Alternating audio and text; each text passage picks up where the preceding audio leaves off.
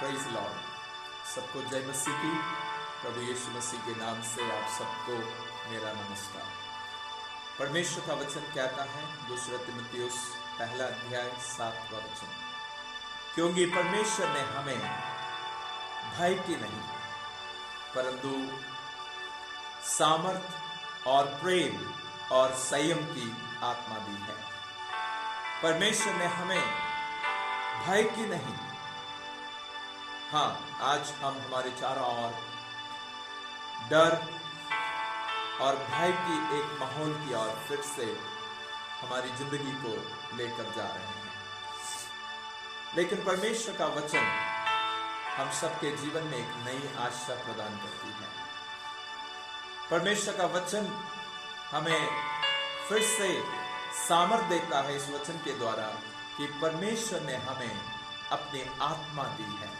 परमेश्वर ने हमें अपने आत्मा से परिपूर्ण किया है और परमेश्वर की आत्मा भय की नहीं परंतु सामर्थ और प्रेम और संयम की आत्मा है।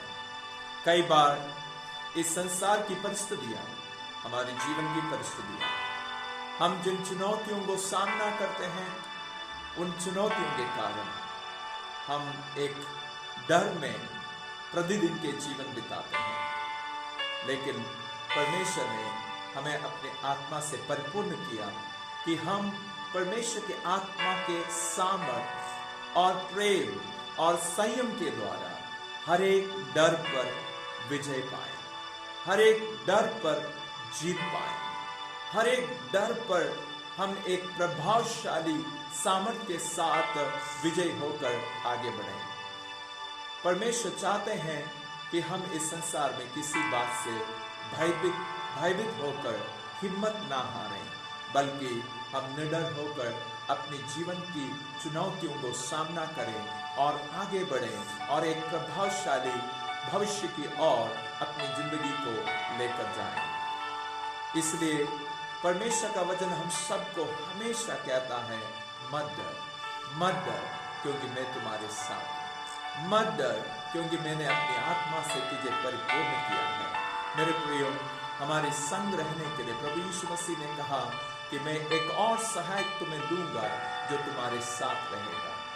जब हम इस संसार में ऐसा महसूस करते हैं कि हम इस मुकाम में अकेला हैं, हमारी चुनौतियों के सामने हम अकेले हैं, लेकिन परमेश्वर हमें प्रतिज्ञा देते हैं, परमेश्वर हमें इस बात का निश्चयता देता है कि हम अकेले नहीं हैं।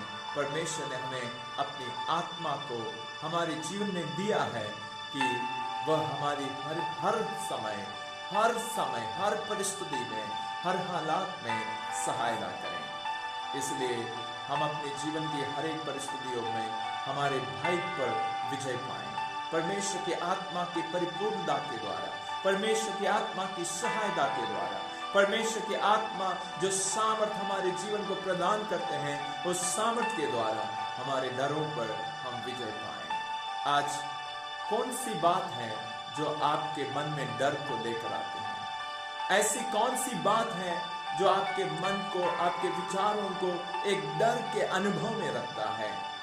ऐसी कौन सी बात है जिसके कारण एक डर आपके अंदर से निकलता है, जिसके कारण आप आगे बढ़ नहीं पाते? उस डर को प्रभु के सामने रखिए और कहिए, प्रभु तेरी आत्मा से मुझे परिपूर्ण कीजिए कि मैं इस डर पर विजय पाऊं, मैं इस डर पर सामर्थ्य होकर जीत पाऊं। प्रभु जी, आज हम परमेश्वर की आत्मा को अपने जीवन में काम करने दें, परमेश्वर की आत्मा को हमारे परिस्थितियों में प्रभुता करने दें, परमेश्वर की आत्मा को हमारे जीवन के हर एक चुनौतियों में हमारी सहायता करने दें, ताकि हम डरे नहीं, ताकि हम डर कर पीछे नहीं हटें, ताकि हम डर कर हिम्मत ना हारें, ताकि हम डर कर हमारे जीवन की परिस्थितियों के सामने पराजित ना हो जाएं, बल्कि हम सामर्थ के साथ, परमेश्वर के प्रेम के द्वारा, बड़े संयम के साथ, बड़े आशीषों को, बड़े अनुग्रह को हमारे व्यक्तिगत जीवन में देखने पाए।